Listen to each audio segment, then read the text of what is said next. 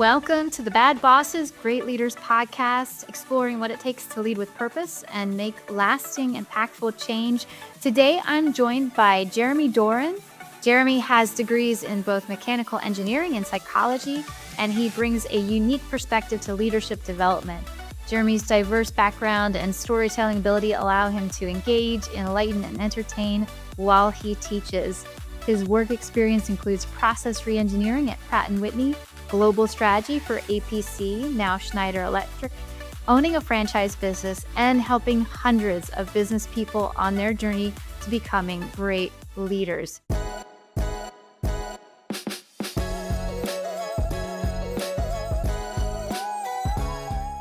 Jeremy, welcome. Thank you so much for joining me. I'm so excited to chat and learn from you today on one of my favorite topics, communication and leadership. Going all the way back, I think the importance started because people really didn't make sense to me when I was growing up. It felt like everyone had a code book. They were all saying things, but they meant something different. So I started paying really, really close attention. I was always a math and science kid, so my degree's in mechanical engineering, but I also minored in psychology. And getting to access kind of both sides of the way people think and process has really helped me develop. I do a lot of leadership coaching, and a lot of it's been for engineers. And the way engineers communicate when they become leaders is not necessarily the way most people like to be communicated with. So that's why I've really delved into this topic so deeply. When did you first notice that engineers and folks in the STEM professions had a different way of talking, communicating, or a conflict with others in that aspect? I've been doing leadership training for about 17 years, and I've ended up dealing with a lot of engineers. And just the way that they tend to interact is different from the way most people do. I'll give you an example. Sometimes when I'm at a networking event, people will ask me what I do. I say, I teach engineers how to talk to humans. And they always know what I'm talking about. And they always tell me a story about some engineer that they know. And it's not that engineers are not good communicators. They're just good communicators in a very specific way. How would you describe that method or mode of communication? They, on average, and again, it's just averages, they tend to be a lot less emotional about things and a lot more logical.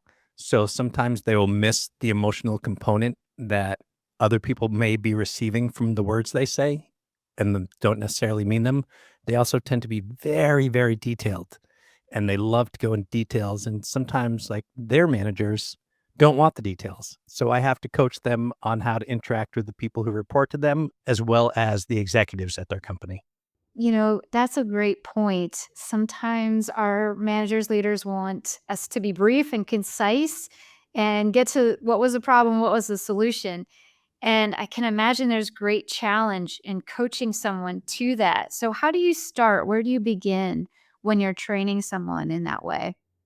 Well, I always talk about the fact that people like to receive information in different ways. And I just give the personal example. When I was giving someone a task to do, sometimes they'd come back and they hadn't done it. And I'm like, why didn't you do it? They said, well, I didn't know how. I'm like, why didn't you ask? They're like, I expected you to give me the details and you didn't. I'm like, oh, I hate getting the details. I want to know what the end goal is, and I want to figure the details out myself. So I assumed they were that same way. And I will look for an example in their own life where they've been frustrated by the way someone gives them information, and then use that as a springboard for try to understand the way the other person wants information. I always try to start with the big picture, and I'll have the details in my pocket, but I don't offer them up unless someone asks for them. There's a lot to unpack there because I think you address the idea of assuming. Sometimes as leaders, we can assume what we know or think about our reports, our team members. And then when it comes to what people's needs are, they might differ from team member to team member. So, how do you help people have that perhaps it's self awareness or awareness in general of others on your team and the ability to navigate through that? The first thing that I always do with people that I'm coaching is have them take a personality assessment. And what that does is once they get their own results and I deliver an explanation of the results to them and their team or their coworkers, they start to understand just how different people are in the way that they spend their time, the way they think, the way they process. And once you really get an understanding, then it helps to make you stop assuming that other people are similar to you because all of a sudden you realize just how much variation there is. And it's so good to have that variation on the team for sure. It's So, needed. oh yeah, so wise of you to start with the assessment. What type of assessment do you like to use with your teams? I like to use the LMI Achiever assessment. When I was in high school, took the Myers Briggs assessment and had a 3-day class on it. And that was what really kicked off this journey because then I really understood. It seemed like people were pretending to be a certain way because they were so different that it didn't make sense. And then when I came to a full understanding just how different they are, I stopped assuming. The thing I like about the LMI Achiever assessment is that it's on 10 different dimensions. So it gets a little more granular in helping you understand the differences and where some of the communication problems might be with certain people. I'm not familiar with that one. I am familiar with Myers Briggs, Enneagram. I take those, especially with Myers Briggs. I've taken it and I've gotten different versions every time or slight variations. And so I'm interested in this one. I'm going to look that up after our session here. But I'm curious, have you noticed any types of patterns in communication or similarities in the type of person and the way that each personality communicates? It depends on there's so much variation, like even within the Myers-Briggs that only has 4 dimensions, if you are different on 1 or 2 than someone else, then it can seem like they're coming from a different world. So the thing that I try to do most is not make assumptions and not pigeonhole people, even though I already did it with engineers saying that they're logical and detail oriented. But for the most part, I try to get people to just understand how different other people can be and not make those assumptions.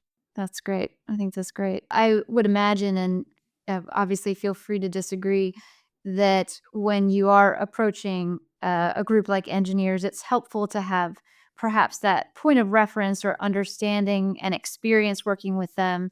And at the same time, if I'm understanding you correctly, important to also have that open mindedness that everybody here is going to be different in this group. There might be some situations that occur that you are familiar with, but you have to be open and agile to adapting to the different personalities. Would you disagree with that? No, I totally agree with it. And 2 things that I think really help, especially when addressing a group, is setting the ground rules and expectations up front. If people know why they're there and what they're there for, whether it's you are just here to listen and learn, or we're going to have an interactive conversation, that sets the stage. And then the second thing is just paying attention and checking in and seeing how they are. I may be giving a very high level presentation. And then when I check in, they may say, I really want all the details of this one thing. And then if you check in early, then you can get a sense and kind of pivot the way you're presenting the information. It sounds like feedback is important for you in communication. And I often hear from folks the challenges of receiving and giving feedback.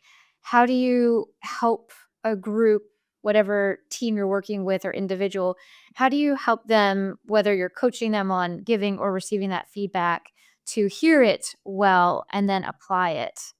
Yeah, 2 very different things. When you're providing feedback, the thing I always recommend is stating just the absolute facts first and then asking them how they feel about it. For instance, if someone's been late to work 3 times in the last 3 weeks, a lot of times managers will say, "You're always late for work. What's going on?" And that is not factual and pretty aggressive. If you say, hey, these 3 days, you were late by 12, 20, and 35 minutes. What's going on? Sometimes they will have a really good reason why that happened. And once you do that, then you can work together to come to a solution. So being factual and giving them a chance to explain it before you make an assumption goes a really long way. You mentioned that there might be some challenges with understanding emotion in some of the groups and people that you coach. And I can see how empathy would be a crucial element perhaps in giving feedback and getting into a conversation like that or being able to receive it. Is that something that you can coach? And if so, or if not, how do you navigate a situation with someone where they are not exhibiting that type of empathy? There is a lot of misconception about the difference between sympathy and empathy. Sympathy is kind of agreeing with how the other person feels and feeling the way they do. Empathy is simply understanding it. You don't have to agree with it. And I've taken a lot of improv classes. And one thing about improv is that you have to agree with whatever the other person says. It's always yes and. And in improv, it totally shapes the world when a person says something. In real life, you don't have to agree with them, but you have to accept that that is the reality for them. So once you understand that just because you don't agree with it does not mean it's not their reality. And once you accept that it is, then you can deal with them more on their terms. I love that. That's very insightful summary. And I believe you're right that we can misunderstand the differences between the two. I appreciate that description. I'm curious, when you're coaching folks who are neurodivergent and you're helping them be effective communicators, do you have a process or an approach to that training, that coaching that you like to take? Well, it starts again with the assessment and just the understanding. And in the assessment, you can kind of be near the middle or out towards the ends on the different dimensions.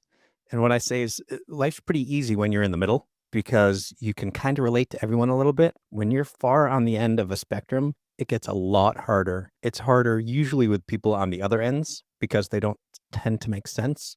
But sometimes when both people are all the way on the same end, that can cause conflicts as well. One of the things that it measures, this LMI achiever assessment, is how black and white a person is versus how, gray and willing to interpret things based on the scenario. And when someone's on a different end of the spectrum, it can be a problem. But when two people are very black and white, I always say they don't have opinions on anything. Everything that they know as a fact. It's just that the facts that two people know are completely different facts. And that can cause conflict. Wow, I'd never heard it addressed that way before. That's equally insightful and empowering because I feel like once you understand that about someone, then you can help mitigate conflict in such a more efficient and effective way.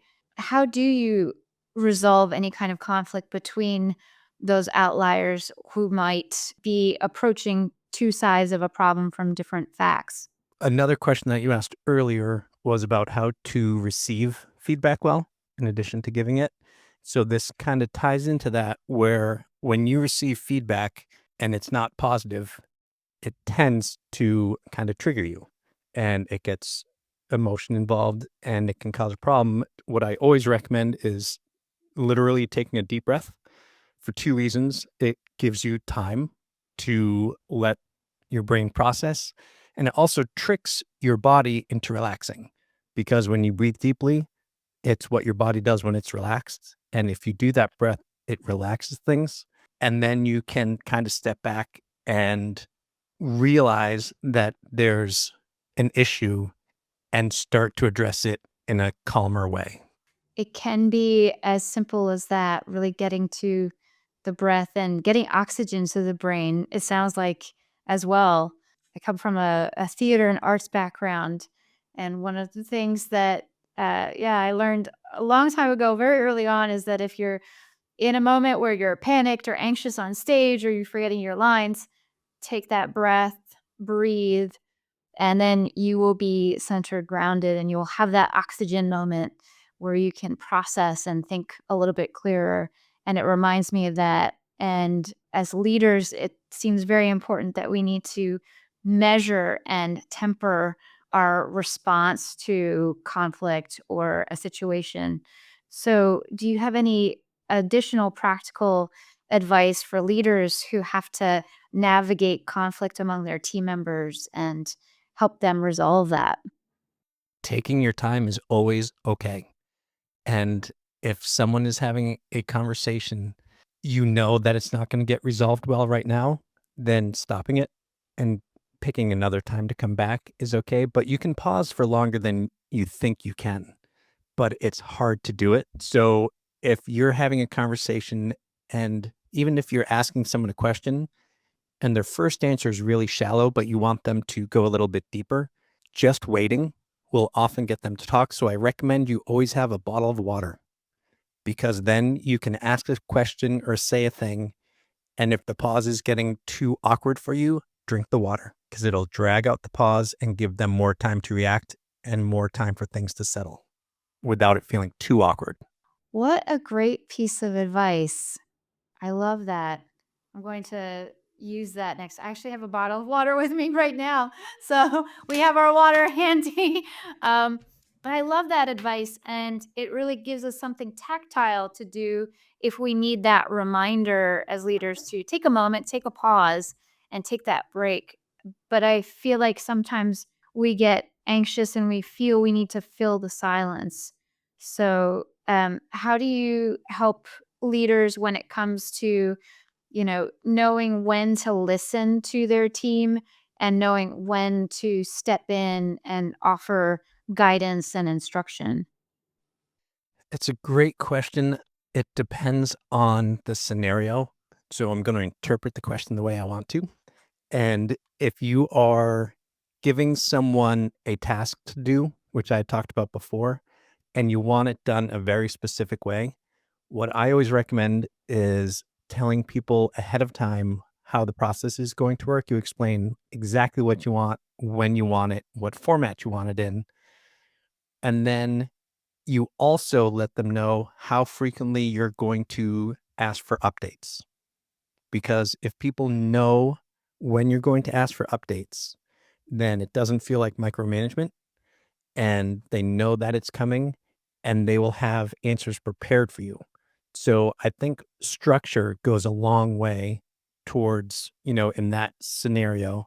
Or if you're just in one single meeting, letting them know the structure up front. I'm going to talk for 20 minutes and then each person gets 3 minutes to talk and then we're going to come to a conclusion. Whatever it is, letting people know what the structure of the conversation is helps. That seems like really great advice to help create a psychologically safe environment, too. If we consider that people are often resistant to change or it can feel icky to us to have to go into an unknown, uncertain situation. So I love that you're providing a safe environment for people to have those expectations. And to your point, you're not coming across as a micromanager as well. What, especially with communication, constitutes a micromanager versus a more leadership style manager or coach? I hate to keep going back to not making an assumption, but a lot of it is dealing with people the way they like to be dealt with. Um, if someone when I ask people how they want to receive information about the task, I say, "Do you want all the steps or do you just want the end goal?" And they've never heard the question before because they assume everyone's the same as them. So they'll always ask me back, I'm like, "Do you want me to give you step-by-step instructions or do you want to figure it out on your own?" And two-thirds of them say, "Well, if you don't give me all the steps, how will I know what to do?" And a third of them say, "If you micromanage me by telling me everything to do step by step, I'm going to quit." So a lot of it is really just understanding the way they like to receive information and feedback. And or if you're not going to give it to them that way, let them know. Like, understand what you want, but this is what it's going to have to be. And then they'll at least know it's coming. I like that you're leaving room for what might have to be the case, regardless of whether they like it or not. But if you're letting them know and you're communicating and then they're able to meet you where you're at, it sounds like a healthier environment situation overall. Yeah, if you at least let them know that you're trying to work with them on their terms, then they're going to be more willing to try to work with you on yours. We get into, I think, situations in written communication where tone is not understood or picked up on, or details aren't clear. So, how do you take the verbal communication and apply those coaching skills to the written form, whether we're communicating in Slack or Teams or via text? What is your advice there? Yeah, it gets worse and worse as you go from like verbal to phone to email to text. Text doesn't even have grammar. So it's so easy to misunderstand. So what I'll always tell them is if you read an email and it seems and you're offended by it, stop and don't assume that that's what they actually meant. Like have someone else read it and say, what do you think they meant by this? And then if you're at that point, pick up the phone because a misunderstanding over email will never be resolved over email because the tone still sounds off. So if you write something and the person responds in a way that you don't expect and it's clear that they misunderstood you, pick up the phone or go and talk to them in person. It saves so much time. I wish I had that advice years ago when I was first starting out in the business world. I think that's invaluable.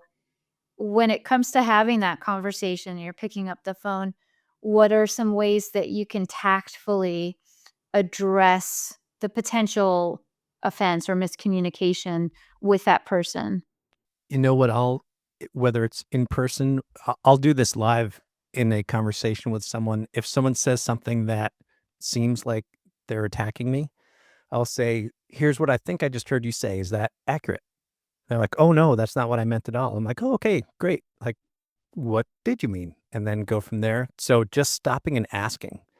And it can feel a little awkward, but get used to it being awkward because stopping and asking, once you can see something going off the rails, just be brave enough to stop and ask why. It often seems like as leaders, we have to be comfortable putting ourselves in uncomfortable situations in order that we make others more comfortable and maintain a healthy relationship. And that can be quite challenging. So, how do you help young leaders understand the role that they play in other people's lives, in the lives of their team members, so that they are creating that psychologically safe and welcome environment?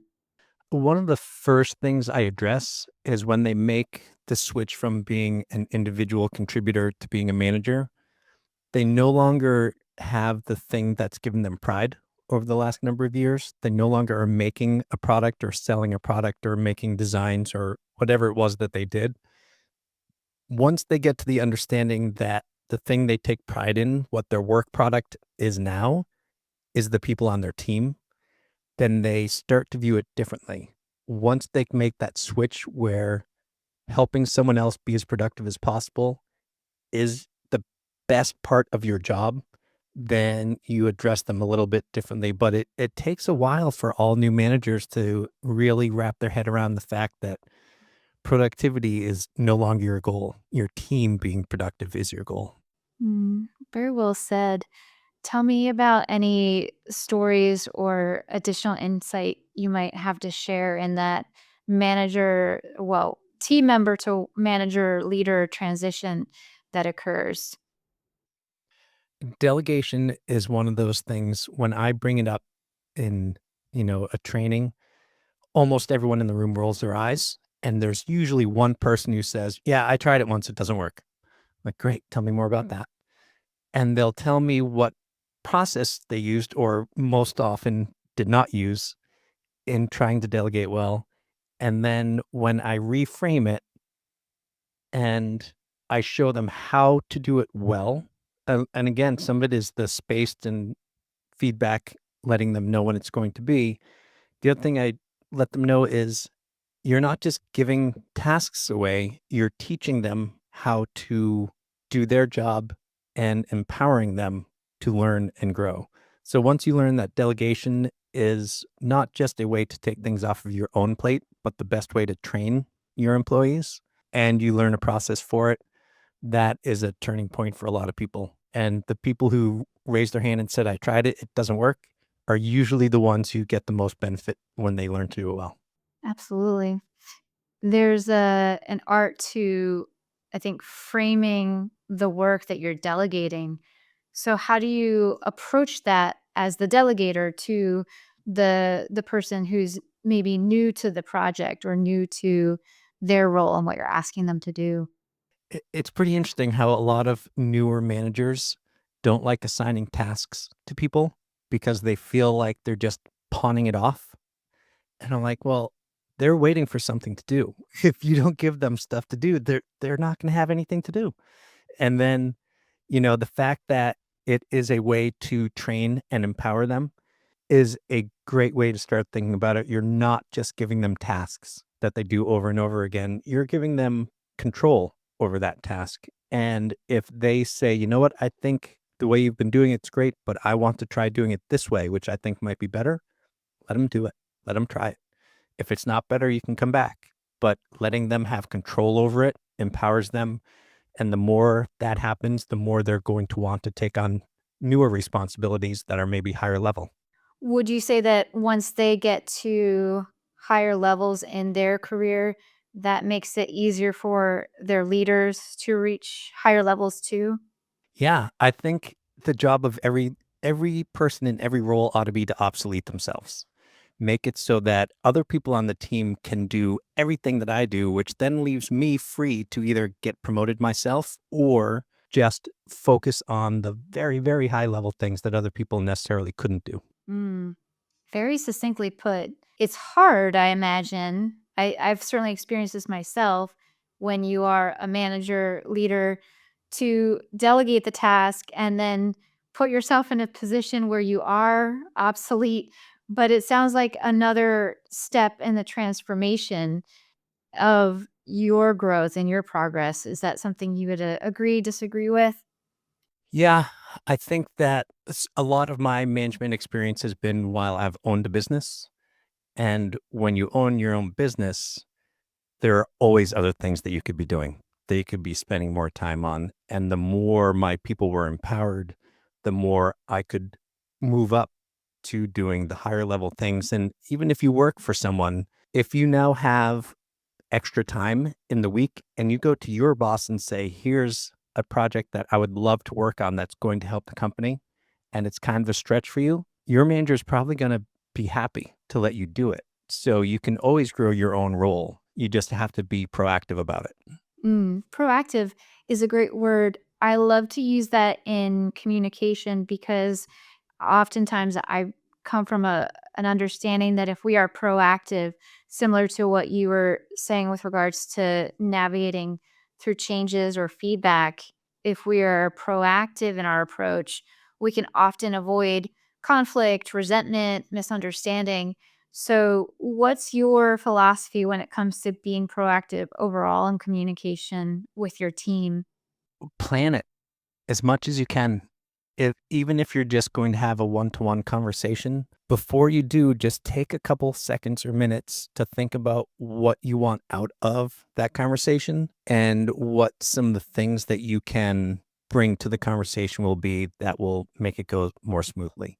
So I do a lot of networking as well, and it doesn't come naturally to me, but I always prepare for it. I always have some stories that I'm going to tell. I always have some goals of people that I want to meet or get to know. So the more you can prepare, the smoother things tend to go. Preparation is key. I love that. When it comes to leaders and their ability to listen and receive insight or feedback from their team, sometimes that can be hard for us to listen and take stock of what is happening around us. Are there any strategies or practical advice that you can give for leaders who are struggling in that area? It's interesting because if you ask people, would you like some constructive feedback? They almost always say yes. And in fact, they almost never do. So I try to be careful when I'm giving people feedback, but getting it as often as possible in both directions. If you just do an annual review with someone on your team, then all of a sudden you're dumping a lot of stuff on them all at once. If you can meet with them weekly and make it two-way, like, here's what I saw this week, here's what I think could be better, and here's what was fantastic. And then, by the way, you know, is there any feedback that you have for me? Then you will get it in smaller doses and it's a lot easier to take. And it gives you a lot more ability to adjust so that by the end of the year, someone's not angry or disappointed or whatever it is. And dreading that meeting for sure. Yeah. Yeah. Another example of making it psychologically safe and creating that reciprocal environment is what it sounds like, that people can come to you and you can go to them and have that collaborative conversation. Yeah. And if you frame it not as what complaints do you have, but what can be better.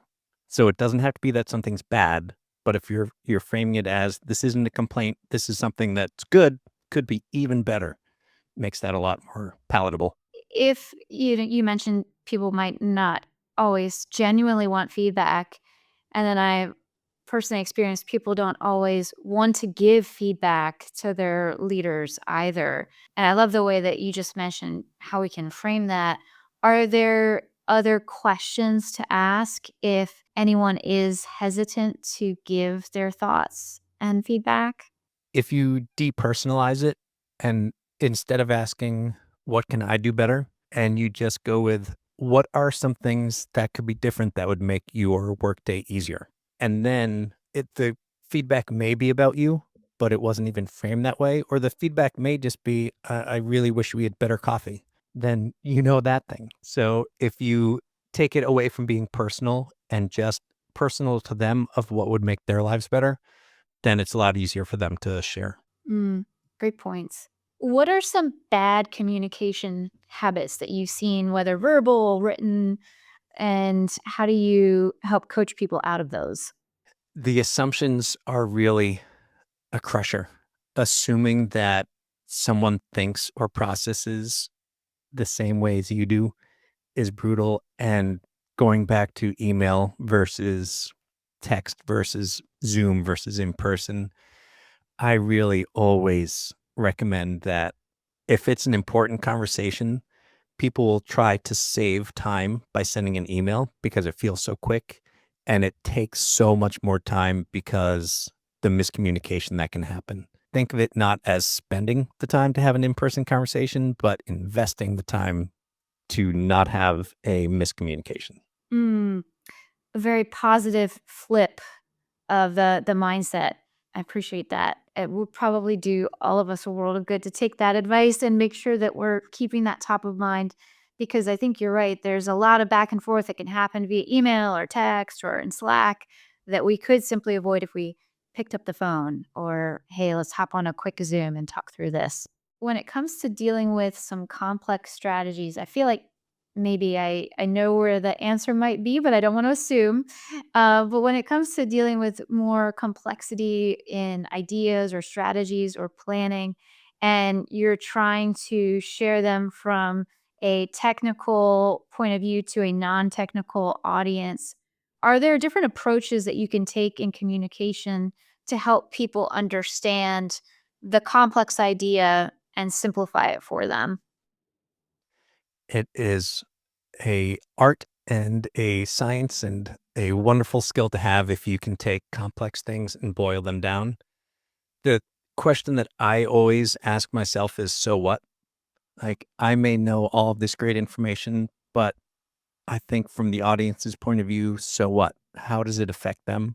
So if you're always keeping how information affects them, then it's going to make you tailor it in a way that's going to be easier for them to receive. And sometimes it means that there's information you don't need to share. If just because you think this thing is important, if it has no effect on them whatsoever, then maybe you don't need to share it. Another thing you can do is give them some information upfront. So if you know you're going to be having a meeting and it's going to be about a technical topic that they may not be aware of, share some of the information ahead of time in an email so that they at least are starting to think about the things that you're going to talk about.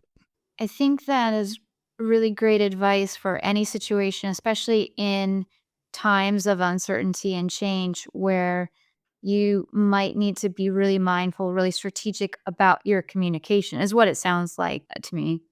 And and a lot of times you're going to need to change it up and address both types of people in one meeting. So some people don't want all the details. They want the high level, the gist of it. And some people really want the details.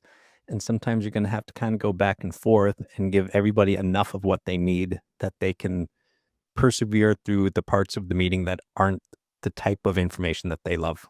It gets back to what you've been saying, which is important, not assuming, knowing your audience at the same time too, who are the people that you are speaking to. And then you mentioned, how is the information going to be received? So if you're, from what I'm understanding, if your mindset, if your communication planning is focused on how will this be received, it sounds like it takes a little bit of the pressure off you in how to deliver it because you're looking at the outcome and not focused on yourself as the deliverer of the message. Would you disagree with that?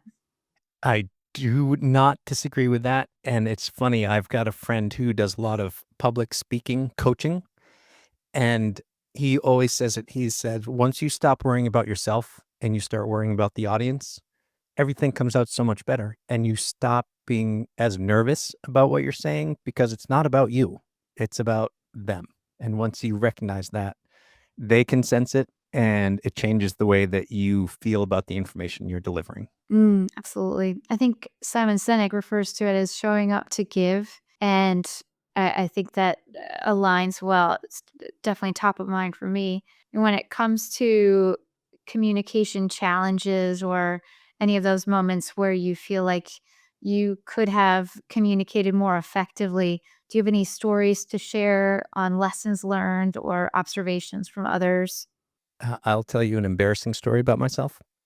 How's that? Yeah. And I am a logical person, not an emotional person. And one day, out of the blue, my now ex-wife asked me, she said, and we'd only been married a couple years. She said, if I died, would you remarry again? And in my mind, I thought of the logical answer was, I'm still only in my 20s. I may want to have a child someday. Probably at some point after a couple years of grieving, I may be interested in dating and I might get married again. My answer was yes. And, and what she thought was going on in my mind was, oh boy, I can't wait till she kicks the bucket so that I can go and find someone else. But it just simply didn't occur to me how emotionally loaded that question was. I was just doing a thought experiment and saying the answer. So recognizing when there's an emotional component is something that people like me need to pay closer attention to. Think we all do, and that's a great story. Great reminder that what the answer might be a lot more brief or direct than what the actual thought behind the answer is too. And that's actually a good segue into my next question, which is about transparency. And I've understood transparency to be different things to different people. So, what would you say transparency and communication is for an effective situation? That's a great question. I've never really thought of it that way, but I think some of it just comes down to understanding the way the other person communicates. Like I said, when I was growing up, people didn't make sense to me. And I think it's because a lot of going back to the logical versus emotion, people who are emotional tend to couch things because they are thinking about your feelings and they don't want to hurt them. So they don't say the direct answer, which for someone like me makes it really hard to understand what they mean. To other people who are similar to themselves, it's very obvious what they mean. And vice versa. When I say something that directly, someone who's more on the emotional side is like, what kind of a jerk is this guy to just say that? So understanding kind of the code that other people use when they're communicating is really helpful. If I know that when they couch something, it's not because they don't really know the answer, it's because they're trying to be gentler about it. It helps me to understand and then try to do the same in return. The way you describe that makes a lot of sense to me, and I can see how in attempting to not hurt someone's feelings, we lose clarity and create more confusion and potentially more situations for either conflict or distress if our message isn't being received the way that it ought to be, which then actually is another great segue. So, when you have to have a difficult conversation with someone and you want to balance that tact with directness and clarity, how do you approach a conversation like that? Well, again, I prepare for it ahead of time. I let them know what the conversation is going to be about. Like, it's not just, "Hey, can we have a chat?" And then you give them critical feedback. Say, "Hey, I've got some feedback to give you." Let them understand what's coming. And then, the sandwich solution seems to work well, where you start with something good, you fill it with something that can be better, and then you finish with a positive, one way or the other, whether it's with something that's good or just being positive about how much better things are going to be going forward. So if you sandwich the bad part with two good parts, I guess that makes the bread the good part and the meat the bad part, which doesn't feel right, but you know what I mean. It can be really hard for people who aren't used to hearing feedback at all or getting feedback for the first time, and then equally hard for managers to figure out how to deliver that. I know we've touched on that already, and you've given the understanding that it's a constant improvement. So, how would you encourage others to improve their own communication? Where do we start as leaders to find solutions for better communication or better understanding and learning around that? I think the first thing to do is really just pay very close attention. If you within your organization know that someone is just a great leader and a great communicator, really watch what they do. Watch the way that they talk to people, whether it's in groups or individually, the types of words that they use, and if there are any strategies you see them use. This is a little bit off of the reservation, but I had a manager once, and when I finally realized what he was doing, I thought it was brilliant. He had open office hours because he wanted people to be able to approach him, but he never wanted them to be very long. So when someone would walk into his room, he would always stand up and shake their hand, which made them feel very welcome. And then he would stay standing, and he stayed standing. So the other person stayed standing as well. And those conversations were quite brief, but welcoming and got to the point right away. So that is more of a tactic than a way of being, but it was so brilliant that it got me thinking about other ways that you can have communication that, if you need to keep it brief, doesn't have to feel like it's being forced to be brief. Jeremy, I love that. And I'm trying to figure out how can I do that in a remote environment because my team is remote. So any thoughts there for the remote leaders out there? That's a tougher one. When there were doors for managers, I would always say leave your door open as often as you can so that when it's shut, they know not to touch it. Remotely, that's a little bit different, but if you have like open office hours and let them know when you're not available, then it at least kind of keeps it in a time frame that works better for you. And then I let people know ahead of time, say, "Hey, I've got a meeting in 5 minutes. Is that going to be enough time, or should we reschedule it?" That's great. You're giving expectation and an understanding so that the other person doesn't feel like you're rushing them too, if I understand correctly.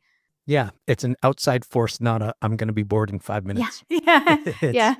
I need to be somewhere else. Yeah. And so, we certainly don't wanna shortchange anyone on our time when our one of our purposes is to be there to support them and to lead them.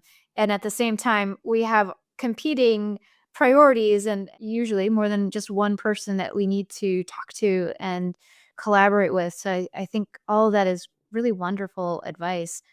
And speaking of remote, the challenges, well, there are challenges in offices and remote environments, in person and remote, but specifically with remote, there can be a challenge in adapting from an in-office environment to one where everybody is physically distant and all we have to communicate is technology. So, how would you advise someone to handle a transition from the office in person to a remote working environment? I'm not sure this answers directly your question, but I always recommend the first thing people do when they go remote is find a structure to your day, because people will tend to just wake up and sit at their computer for a while, and they'll tend to work after hours. And I always recommend structure it like you would be going into the office. So wake up, have your breakfast coffee, and then in the 20-minute commute you would have had, go for a walk and just get that transition time. So I think the transition time is really important, and it's something that people lose when they first start going remote. That's really great insight. I hadn't ever really thought of that. Maybe because I've worked remote so long, but what wonderful advice, because I can see how it's very easy for the lines to be blurred when our office is at home and you don't have that commute. So I'm actually going to take that advice and use what was my commute time in the past for a walk. I guess I do that now with my dogs, but I love that. I'm going to steal that, Jeremy's. Thank you. I give it to you freely. Thank you. Oh, and for the audience too. I hope other people will steal that. Yes. When it comes to, communication, if you were to distill practical advice down into three main points, what would those three main points be for a takeaway? Pay attention. Just watch their body language, listen to their tone of voice, and really just pay attention to it. Don't make assumptions, and feel free to pause. It's always okay to pause in your response or to delay a response if you know that things are getting heated. So pay attention, don't assume, pause more. I love it. That's great advice. I'm going to apply and remember that for myself as well. Jeremy, it's been an honor and a pleasure to have you. I would love for our audience to be able to connect with you. I know you have a podcast, and so I want them to be able to imbibe from your great wisdom on a continuous basis. Where can people reach you and learn more about you? The podcast and my webpage is NeuroConversantLeadership.com. But if that's hard to spell because I made up the word, then you can go to JeremyDoranSpeaks.com. And from there, you can get to my podcast and my coaching business. Wonderful. And we'll have all that information on Jeremy, so you can click those links below, however you're listening or watching. Jeremy, thank you again so much. It's been an absolute honor and a pleasure. And thank you all for tuning in for another episode. We'll catch you on the next one.